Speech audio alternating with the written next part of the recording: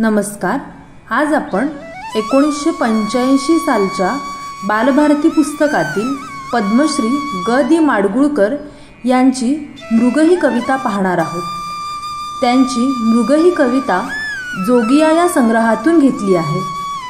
त्यांनी या कवितेत मृग नक्षत्रातील पावसाचे किती मनोरम वर्णन केले आहे हे पहा.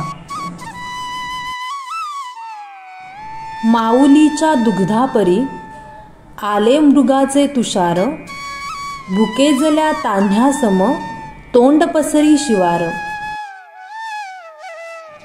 तुकोबांच्या अभंगाला टाळ चिपळ्यांची साथ, वाजत आहे रानवारा चिवारीच्या झुडपात.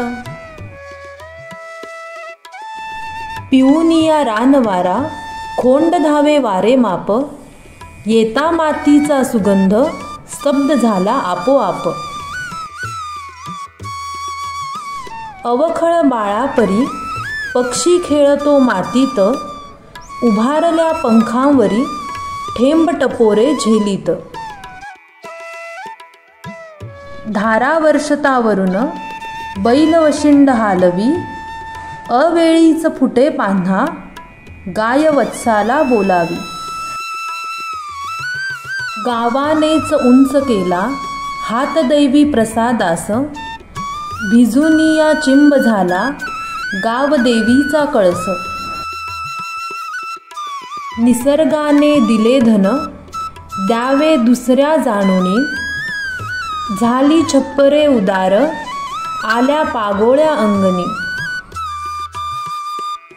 स्नान झाले धरणीचे पडे सोन्याचा प्रकाश, आता बसेल माऊली अन्न ब्रह्माच्या पूजेस. ही सुंदर कविता ज्यांना अभ्यासाला होती त्यांनी त्यांच्या आठवणी कमेंट बॉक्समध्ये लिहा व चॅनलला लाईक, शेअर आणि सबस्क्राईब करा. धन्यवाद.